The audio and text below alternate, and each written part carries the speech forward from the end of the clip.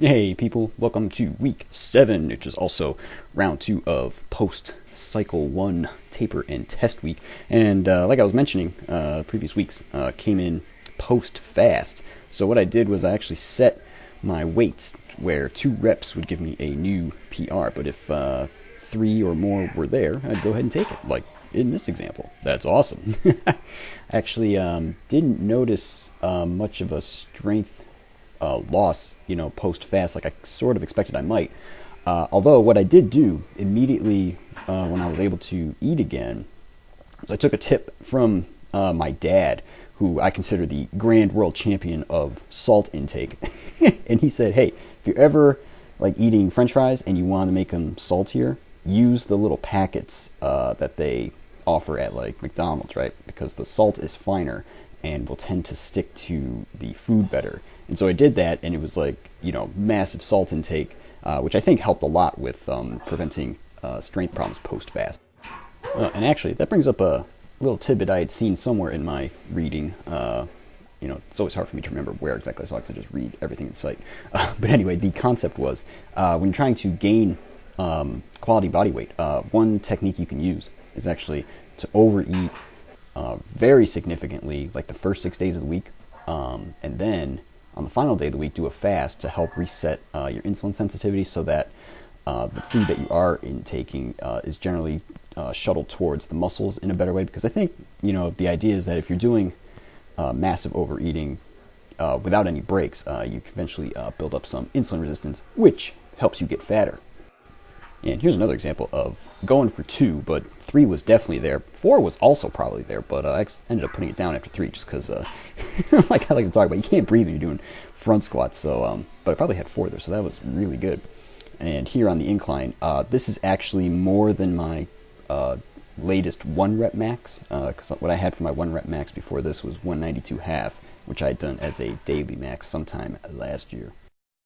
So, moving on to Tuesday's workout, and after the cat does its awesomeness, I figured, 235 for 3, 225 for 5, I should probably get 230 for 4.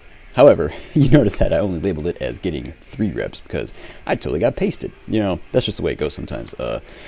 Some days you just don't have maximum power available, like, that's terrible. But anyway, managed to rally the troops and get a 4 rep PR on the overhead press. So the day wasn't a total loss, but I'm not too worried about that because, like I said, hit 2 big PRs of the 3 rep and the 5 rep, and so having 1 bad day is not the end of the world. Oh, that reminds me, there was actually a clip earlier that ended up not being a PR, and that was the deadlift clip that you saw on Sunday. It is now currently hump day. But anyway, I realized after that set that I had misloaded the bar. I had intended to load 345 because that would have been a new 2 rep deadlift PR. And I thought that's what I loaded, so I did my 2 reps. And when I was unloading the bar, I was like, wait a second, that's 335, not 345. So that was a bummer. And obviously the lesson here is don't get old, kids, because clearly basic math escapes you when you get old. But fortunately, now that it's hump day, ended up getting 3 good 4 rep PRs on the squat, the close grip bench, and the deadlift. Again, on the deadlift, had to reset my grip once, but that doesn't seem to be an issue. And I actually have a game plan in mind, starting with next cycle, which is going to be next week, the start of cycle 2, to add some extra deadlift work to work on, to help, also work on the grip.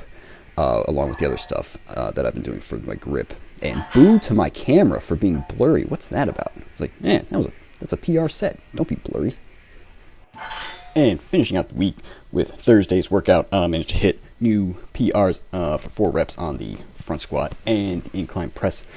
Something I noticed here on the front squat is you can kind of see the center knurling on my bar is slightly offset to my left, which may indicate, or may help explain, I should say, why I tend to lean in that direction. It's like, that's interesting, and maybe I should take steps to try and make sure that is centered correctly when I'm doing front squats in the future. Anyway, people, pretty pleased with this 2-week PR session. So we're gonna close this week with mother, the Dodega mother. Yeah. You guys take care, and I'll be catching you in cycle 2. And the week 7 volume data, just a little bit less, about 10,000 pounds less than week 6, so that's good. Got nice 2 weeks to taper in, and now we're ready to go back to the volume again. Oh yeah.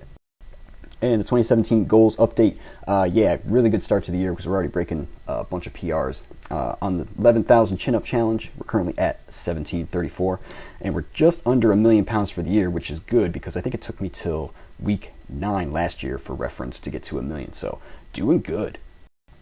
And the diet data for this week, yeah, so even with the calories being under the target, still gaining lots of weight because I'm a beast. Anyway, people, that's it for this week. I'll catch you next time. Take care.